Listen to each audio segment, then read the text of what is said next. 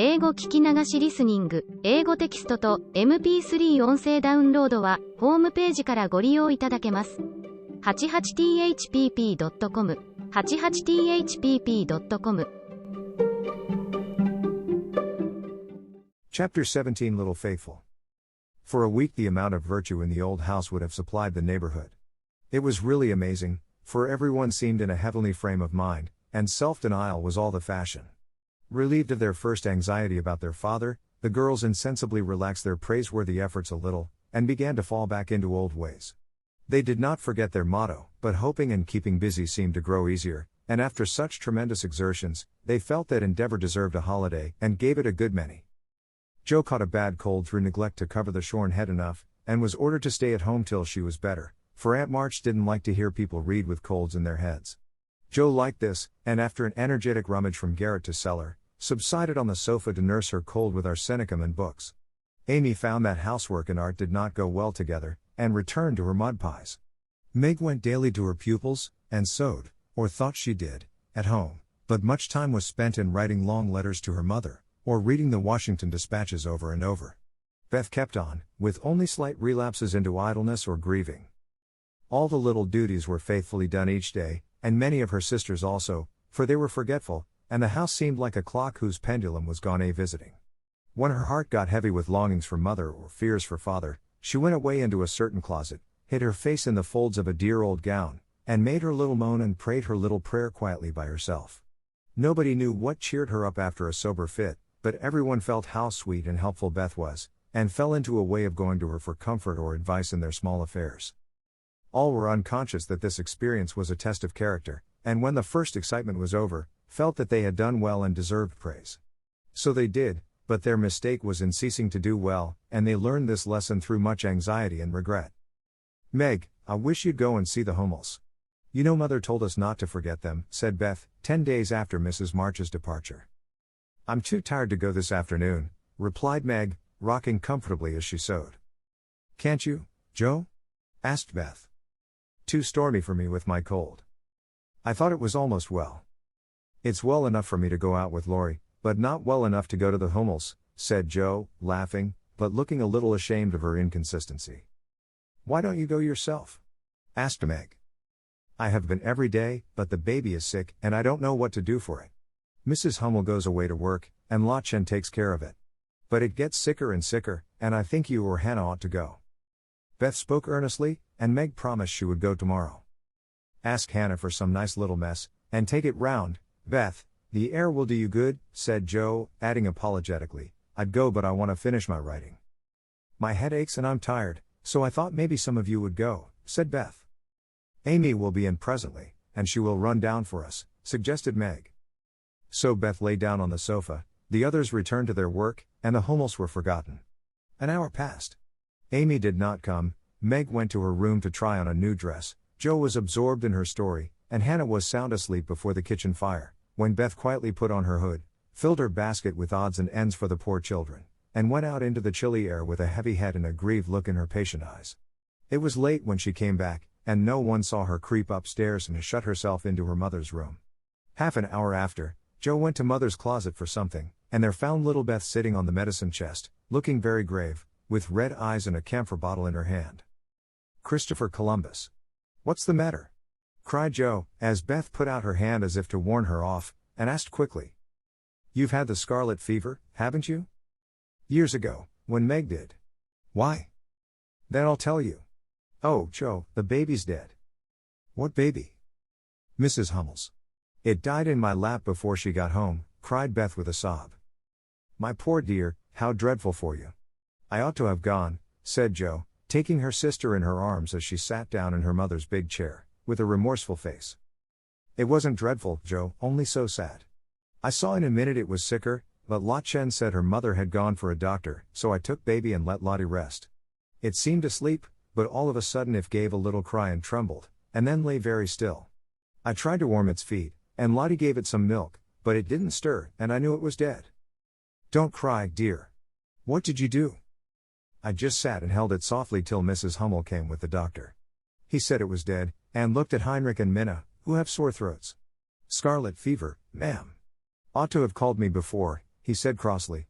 Mrs. Hummel told him she was poor, and had tried to cure baby herself, but now it was too late, and she could only ask him to help the others and trust to charity for his pay.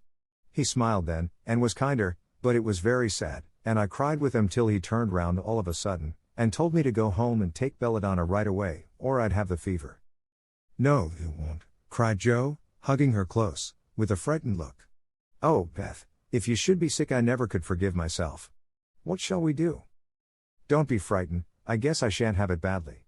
I looked in Mother's book, and saw that it begins with headache, sore throat, and queer feelings like mine, so I did take some belladonna, and I feel better, said Beth, laying her cold hands on her hot forehead and trying to look well. If Mother was only at home, exclaimed Joe, seizing the book, and feeling that Washington was an immense way off. She read a page, looked at Beth, felt her head, peeped into her throat, and then said gravely, You've been over the baby every day for more than a week, and among the others who are going to have it, so I'm afraid you are going to have it, Beth. I'll call Hannah, she knows all about sickness. Don't let Amy come. She never had it, and I should hate to give it to her. Can't you and Meg have it over again? Asked Beth, anxiously. I guess not. Don't care if I do. Served me right, selfish pig, to let you go, and stay writing rubbish myself. Muttered Joe, as she went to consult Hannah. The good soul was wide awake in a minute, and took the lead at once, assuring that there was no need to worry, everyone had scarlet fever, and if rightly treated, nobody died, all of which Joe believed, and felt much relieved as they went up to call Meg. Now I'll tell you what we'll do, said Hannah, when she had examined and questioned Beth. We will have Dr. Bangs, just to take a look at you, dear, and see that we start right. Then we'll send Amy off to Aunt March's for a spell, to keep her out of harm's way, and one of you girls can stay at home and amuse Beth for a day or two. I shall stay, of course, I'm oldest, began Meg, looking anxious and self-reproachful. I shall, because it's my fault she is sick. I told Mother I'd do the errands, and I haven't, said Joe decidedly. Which will you have, Beth? There ain't no need of but one, ate Hannah. Joe, please. And Beth leaned her head against her sister with a contented look, which effectually settled that point. I'll go and tell Amy, said Meg, feeling a little hurt, yet rather relieved on the whole, for she did not like nursing, and Joe did. Amy rebelled outright, and passionately declared that she had rather have the fever than go to Aunt March. Meg reasoned, pleaded, and commanded, all in vain. Amy protested that she would not go, and Meg left her in despair to ask Hannah what should be done. Before she came back, Laurie walked into the parlor to find Amy sobbing, with her head in the sofa cushions. She told her story, expecting to be consoled, but Laurie only put his hands in his pockets and walked about the room, whistling softly, as he knit his brows in deep thought. Presently he sat down beside her, and said, in his most wheedlesome tone, Now be a sensible little woman, and do as they say. No, don't cry, but hear what a jolly plan I've got. You go to Aunt March's, and I'll come and take you out every day, driving or walking, and we'll have capital times. Won't that be better than moping here? I don't wish to be sent off as if I was in the way, began Amy, in an injured voice. Bless your heart, child, it's to keep you well. You don't want to be sick, do you? No, I'm sure I don't, but I dare say I shall be, for I've been with Beth all the time. That's the very reason you ought to go away at once, so that you may escape it. Change of air and care will keep you well, I dare say, or if it does not entirely, you will have the fever more lightly. I advise you to be off as soon as you can, for scarlet fever is no joke, miss. But it's dull at Aunt March's, and she is so cross, said Amy, looking rather frightened. It won't be dull with me popping in every day to tell you how Beth is, and take you out gallivanting. The old lady likes me, and I'll be as sweet as possible to her, so she won't peck at us, whatever we do. Will you take me out in the trotting wagon with Puck? On my honor as a gentleman. And come every single day? See if I don't. And bring me back the minute Beth is well? The identical minute. And go to the theater, truly? A dozen theaters, if we may. Well, I guess I will, said Amy slowly. Good girl. Call Meg, and tell her you'll give in, said Laurie, with an approving pat, which annoyed Amy more than the giving in. Meg and Joe came running down to behold the miracle which had been wrought, and Amy, feeling very precious and self-sacrificing, promised to go, if the doctor said Beth was going to be ill. How is the little dear? Asked Laurie, for Beth was his especial pet, and he felt more anxious about her than he liked to show. She is lying down on Mother's bed, and feels better. The baby's death troubled her, but I dare say she has only got cold. Hannah says she thinks so, but she looks worried, and that makes me fidgety," answered Meg. "What a trying world it is," said Joe, rumpling up her hair in a fretful way. "No sooner do we get out of one trouble than down comes another. There doesn't seem to be anything to hold on to when Mother's gone, so I'm all at sea."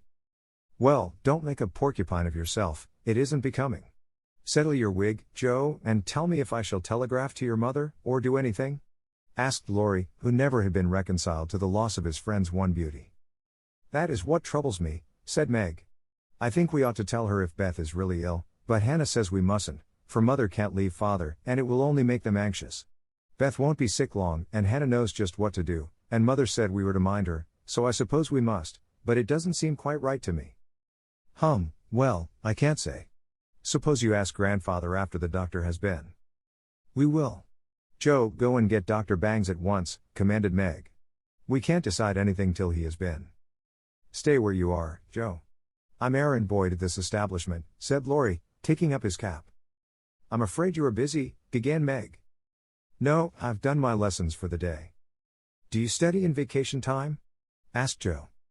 "I follow the good example my neighbors set me," was Laurie's answer, as he swung himself out of the room.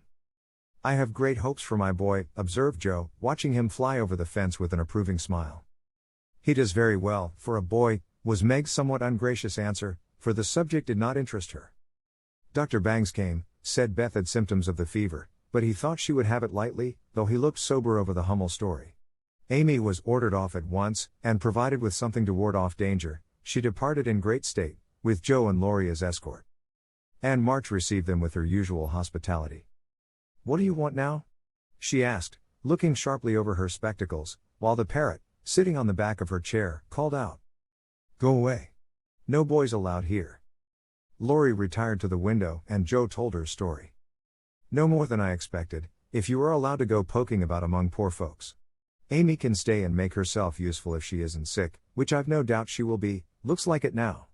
Don't cry, child, it worries me to hear people sniff." Amy was on the point of crying, but Laurie slyly pulled the parrot's tail, which caused Polly to utter an astonished croak and call out, "Bless my boots!" in such a funny way, that she laughed instead. "What do you hear from your mother?" asked the old lady gruffly. "Father is much better," replied Joe, trying to keep sober. "Oh, is he? Well, that won't last long, I fancy. March never had any stamina," was the cheerful reply. "Ha, ha. Never say die, take a pinch of snuff, goodbye, goodbye," squalled Polly, dancing on her perch, and clawing at the old lady's cap as Laurie tweaked him in the rear. "Hold your tongue, you disrespectful old bird. And, Joe, you'd better go at once. It isn't proper to be gadding about so late with a rattle-pated boy like." "Hold your tongue, you disrespectful old bird," cried Polly, tumbling off the chair with a bounce, and running to peck the rattle-pated boy, who was shaking with laughter at the last speech. "I don't think I can bear it, but I'll try," thought Amy, as she was left alone with Aunt March. "Get along, fright!" screamed Polly, and at that rude speech Amy could not restrain a sniff.